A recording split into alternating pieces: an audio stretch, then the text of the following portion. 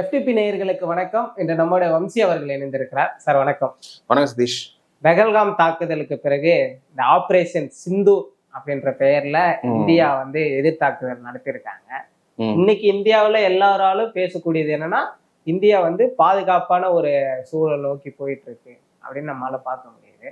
இதை நீங்க எப்படி பாக்குறீங்க? இல்ல, இது இந்த பதிலடி என்றது எதிர்பார்க்கப்பட்டது. ஏன்னா மோடி அரசு உரியில ஒரு ஏர்ஸ்ட்ரைக் நடத்தினாங்க. அதுக்கப்புறம் பாலக்கோட்ல ஏர்ஸ்ட்ரைக் நடத்துனாங்க, அந்த புல்வாமாவுக்கு பதில் கொடுக்குற மாதிரி. இப்போ இந்த சம்பவத்துக்கும் பதில் கண்டிப்பா இந்தியா கொடுப்பாங்க. ஏன்னா நம்ம ஏற்கனவே ஒரு பிரசிடென்ட் செட் பண்ணிட்டோம், நம்ம அடிச்சா திரும்ப அடிப்போன்றது. இப்ப திரும்ப அடிக்கலைன்னா நீங்க நமக்கு விமர்சனம் வரும். இந்த பஹல்காம் தீவிரவாத தாக்குதல்ல பல செக்யூரிட்டி லேப்ஸ் எல்லாம் இருக்கு. அதெல்லாம் அரசு மீது பல பல கேள்விகள் சுத்திட்டு இருக்க போது, இப்ப எதிர்கட்சி தலைவர் ராகுல் காந்தி என்ன சொல்றாரு, பதிலடி கொடுத்த நீங்க எந்த நடவடிக்கை எடுத்தாலும் எதிர்கட்சிகள் அது துணை நிற்கும்ன்ற மாதிரி தெளிவாக ஸ்டாண்ட் எடுத்தப்போ ball was clearly in Modi's court. இதுல என்ன நம்ம பாராட்ட வேண்டிய விஷயம் என்னன்னா, இம்மீடியட்டா ரியாக்ஷன் வரல.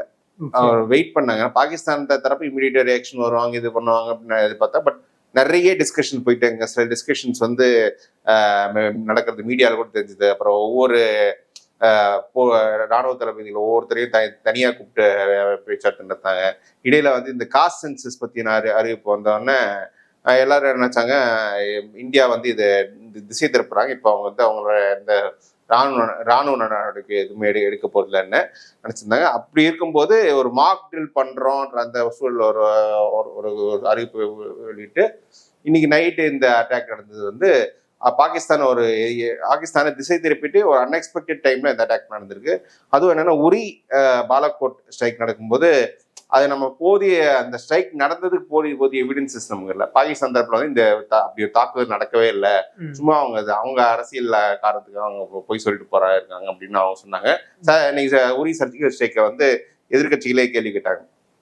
அந்த மாதிரி இது இல்லாம தெளிவா இவங்க தாக்குதல் நடந்த தாக்குதல் எங்க இடம்ன்றது ஒரு அந்த எவிடன்சஸ் எல்லாம் கரெக்டாக எடுத்திருக்காங்க. அந்த வீடியோஸ் எல்லாம் வெளில வந்திருக்கு. அந்த வீடியோஸ் எல்லாம் ஆத்தென்டிக்கான வீடியோஸ் தான். பாகிஸ்தானும் எங்க தாக்குதல் நடத்திருக்காங்க. இது ராணுவ வீரர்களுக்கு இது தீவிரவாதிகள் மீது நடத்தப்பட்ட தாக்குதல்ல பொதுமக்கள் கொல்லப்பட்டிருக்காங்கன்ற அவங்க அந்த லைன் எடுக்கிறாங்க. ஸோ இந்தியா இப்போ ஒரு பதிலடி கொடுத்துருக்கு. சிந்தூர் என்ற அந்த பல பேர் அங்க நிறைய ஆண்களா பார்த்து கொலை பண்ணியிருக்காங்க. அதனால பல பெண்கள் விதவையா இருக்காங்க. ஒரு கல்யாணம் 6 நாள்லயே ஒரு பொண்ணு இருக்கு. அந்த மாதிரி சிந்தூர் என்ற ஒரு லைன் எடுத்துருக்காங்க. ப்ளஸ் அவங்க ஹிந்துத்வா லைன்லயும் அது கொஞ்சம் இருக்கிறதால அந்த ஒரு லைன் எடுத்து போயிருக்காங்க. ஸோ இந்த நிஜமான இந்த தாக்குதல் வரவேற்கப்பட வேண்டிய விஷயம் தான். பாகிஸ்தான் அதிபர் குறிப்பிட்டு சொல்றாரு, நாங்களாம் இதற்கெல்லாம் அஞ்ச மாட்டோம் என்ற மாதிரிதான் அவருடைய அறிக்கையை நம்மளால பார்க்க முடியுது. அவங்க அப்படிதான் சொல்லுவாங்க. காரணம் இதுக்கு பதிலடி பயங்கரமா இருக்கும் அப்படின்னு தான் சொல்லுவாங்க. பட் அதுக்கான அவங்க துணிச்சு ஸ்டெப் எடுப்பாங்களா அப்படின்னு தெரியல. பட் உறுதியா நான் எதிர்பார்க்குற ஒரு ரிட்டாலியேஷன் இருக்கும். நேத்தே ஜம்மு காஷ்மீர் பூஞ்ச் மாவட்டத்துல பல பாகிஸ்தான் ராணுவ தரப்புல ஒரு தாக்குதல் நடந்திருக்கு, பல குண்டுகள் முடிச்சிருக்கு அப்படின்ற மாதிரி தகவல் வருது. அங்கே பல பேர் காயப்பட்டிருக்காங்க, சில குழந்தைகள் உயிரிழந்திருக்கான்னு தகவல் வருது. ஸோ பாகிஸ்தான் தரப்புல ஒரு பதிலடி கொடுத்துருக்கு. பட் அது நம்ம மீடியா இது கவர் பண்ணலாம் அந்த அட்டாக்கு. பட் இப்போ இதோட அதிகமான பதிலடி நாங்கள் ரிட்டாலியேஷன் பண்ணுவோம் அப்படின்ற அந்த ஒரு இதுன்னு சொல்லியிருக்காங்க. பட் இந்தியா ராணுவத்தை பொறுத்தவரை அவங்க ரிட்டாலியேஷன் நாங்கள் எதிர்பார்த்தா இருக்கோம், நாங்கள் எந்த இதுவும் நாங்கள் சமாளிக்கிறது ரெடியா இருக்கோம் அப்படின்ற அந்த ஒரு சொல்றாங்க. இன்ஃபேக்ட் பாகிஸ்தான் தரப்புல இந்திய விமானங்கள் நாங்கள் போய் சுட்டி வீழ்த்தணும் அப்படின்ற தகவல் சொன்னாங்க. பட் அப்படி எந்த ஒரு டேட்டாவும் இல்லை. பலரும் ஃபேக்ட் செக் பண்ணும்போது அந்த மாதிரி அது விமானப்படை எந்த விமானங்களும் சுட்டி வீழ்த்தப்படலை. ஸோ அந்த வகையில் இந்திய தரப்புல, இந்திய ராணுவம் தரப்புல பெரிய உயிரிழப்பு பொறிச்சேதம் அது நடக்கல. பாகிஸ்தான் தரப்புல மிகப்பெரிய பொறிச்சேதம் இருக்கு. அதுவும் குறிப்பிட்ட என்னன்னா, இந்தியாவால் தேடப்படும் தீவிரவாதி மசூத் அசர் என்றவர் யாருன்னா, இவர் காஷ்மீரில் பிறந்தவர் அங்க சில தீவிரவாதி செயல்களில் ஈடுபட்டதால 1995 கைது செய்யப்பட்ட ஒரு தீவிரவாதி இந்திய சிறையில் இருக்காரு. அப்ப 1999 நடந்த விமான கடத்தல் கந்தஹார் ஹைஜாக்ல இவருக்கு பிணை அந்த பிணை கைதிகள் பதிலாக இவரை ரிலீஸ் பண்ண சொல்லி அங்க தீவிரவாதிகள் கோரிக்கை வைத்தால அந்த பயணிகளை மீட்பதற்காக இவர் ரிலீஸ் பண்றாங்க. இவர் தப்பிச்சு போய் என்ன பண்றாருன்னா 2001 இந்திய பாராளுமன்ற தாக்குதல், அப்புறம் இப்போ புல்வாமா தாக்குதல், இதுக்கு முன்னாடி இருந்த உரி அட்டாக், இதெல்லாமே அவர் ஆரம்பித்த ஜெய்ஷே முகமது இந்த தீவிரவாத அமைப்பு தான் செய்யுது. இந்தியாவில் அதிகம் தேடப்படக்கூடிய குற்றவாளிகளே இருக்காரு. இவருடைய குடும்பத்தை சார்ந்தவர்கள் பலர் கொல்லப்பட்டதாக இந்த ஹேஷ்டேக் கொல்லப்பட்ட தகவல் வருது. அதுவும் ஜெய்ஷே முகமதும் அந்த அமைப்பும் உறுதி செஞ்சிருக்காங்க. நேற்று அந்த குடும்பத்தை சார்ந்தவர்கள் கொல்லப்பட்டது நடத்த வந்த இரங்கல் கூட்டத்தில், இரங்கல் ஃபியூனரல் மீட்டிங்ல பாகிஸ்தான் ராணுவமே கலந்துகிட்டது நிச்சயமா பெரிய அதிர்ச்சிகளை உலக அளவில். ஏன்னா இன்டர்நேஷனல் ஏஜென்சிஸ் பலது இவங்களே ஒரு குற்றவாளி என்ற தீர்மானிக்கப்படும் நபர் ஒருவருக்கு அவர் ஃபேமிலி நடந்த ஒரு சம்பவத்துக்கு ராணுவ தளபதிகள், பாகிஸ்தான் ராணுவ தளபதி வரும்போது, இப்ப பாகிஸ்தானில் தீவிரவாதம் என்பது அரசாங்கம் சப்போர்ட் நடக்குதா,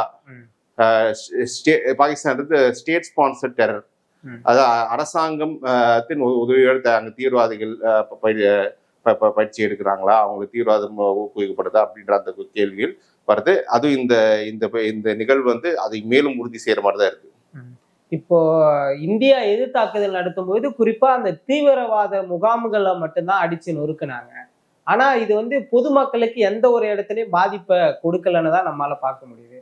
ஆனா பாகிஸ்தான் பக்கம் பார்க்கும்போது அதை அவர்களுடைய ஒரு இழப்பா தானே அவங்க பாக்குறாங்க. இல்ல, நிச்சயமா அவங்க இந்தியா என்னதான் தீவிரவாத முகாம்கள் நடக்கும்போது ஒரு கொலாட்ரல் டேமேஜ் அங்கங்க சில உயிரிழப்புகள், பொதுமக்கள் உயிரிழப்பு நடக்க செய்யும். இது அந்த மக்களும் நிறைய பேர் கன்ஃபார்ம் பண்ணிட்டாங்க. இந்த மாதிரி சில இடங்கள் நடந்திருக்கு. பிளஸ் தீவிரவாதிக முகாம்களே நிறைய பேர் எந்த அளவுக்கு இப்போ தீவிரவாத முகாம்கள் நினைப்போம்னா அங்கே சில குழந்தைகளை எடுத்து அவங்க பயிற்சியை கொடுக்குற அந்த அளவுக்கு நடத்துனாங்க. பல இடங்கள்ல இது பொதுமக்களை ஒரு கேடியமாட்ட அவங்கள யூஸ் பண்ணிக்கிறாங்க. ஸோ சிவிலியன் லாஸ் நடந்திருக்கு, அது தவிர்க்க முடியாது. பட் இந்திய ராணுவம் நேற்று கொடுத்த பிரஸ் மீட்லயும் கூட இது சிவிலியன்ஸ் தாக்க தீவிரவாத முகாம்களை குறி வச்சுதான் அவங்க அடிச்சிருக்காங்க, அதுதானே. பட் இப்போ பாகிஸ்தான் அரசு பண்ணா இந்த அட்டாக் நடந்ததுன்னு அவங்க கன்ஃபார்ம் பண்ணிட்டாங்க. இதுக்கு முன்னாடி இந்த பாலக்கோட்லயும் சர்ஜிக்கல் ஸ்ட்ரைக்லயுமே அது நடந்ததாட்டு அவங்க எதுவுமே சொல்ல. பட் இந்த அட்டாக் நடந்திருக்கு, நாங்க எங்க பொதுமக்கள் கொல்லப்பட்டிருக்கோம், அதுவும் சில கொல்லப்பட்ட சில ஆட்கள் அவங்களோட சவப்பட்டியலில் பாகிஸ்தான் கொடி போத்தப்பட்டிருக்கின்ற ஒரு அரசு மரியாதையோடு அவங்க தகனம் இறுதி தகனம் நடக்குதுன்னா, அப்போ பாகிஸ்தான் அரசு இந்த தாக்குதல் எங்கள் மண்ணின் மீது மண்ணில் நடந்திருக்கு, எங்கள் மக்கள் மீது நடந்திருக்குன்னு அவங்களே ரெக்கக்னைஸ் பண்றாங்க. பட் யார் மீது நடந்ததுன்றதுதான் ரெண்டு சைட்லயும் ஒரு சில இது. இந்தியா அவங்க ஸ்டாண்ட்ல கிளியரா இருக்காங்க. அடுத்த கட்டமாக இந்தியாவுடைய நடவடிக்கை என்னவா இருக்கும் நீங்க நினைக்கிறீங்க? இல்ல, ஃபர்ஸ்ட் இந்த நடவடிக்கையை பாராட்ட வேண்டிய விஷயம். நேற்று பிரஸ் மீட்ல டிஃபென்ஸ் மற்றும் எக்ஸ்டர்னல் அஃபேர்ஸ் மினிஸ்ட்ரி சார்பாக கொடுத்த பிரஸ் மீட்ல நம்ம பார்த்தோம்னா அந்த அன்னைக்கு ஃபாரின் செக்ரட்டரி தெளிவா சொல்றாரு, இது இந்தியாவில் ஒரு கலவரங்களை, இந்தியாவின் மத நல்லிணக்கத்தை சீர்குலைக்கும் விதமாக தான் தாக்கல் வந்திருக்கு. ஏன்னா அவங்க முஸ்லிம் அல்லாதவர்களா பார்த்து கொண்டு இருக்காங்க பஹல்காம். இங்க இந்தியாவில் சில கம்யூனல் ரைட்ஸ், மத கலவரம் வரணுன்றதுக்காகவே கேட்டு அந்த ஒரு எண்ணத்தோட தான் தாக்குதல் நடந்திருக்குன்னு அவங்க கன்ஃபார்ம் பண்றாங்க அரசாங்கம் சார்பு.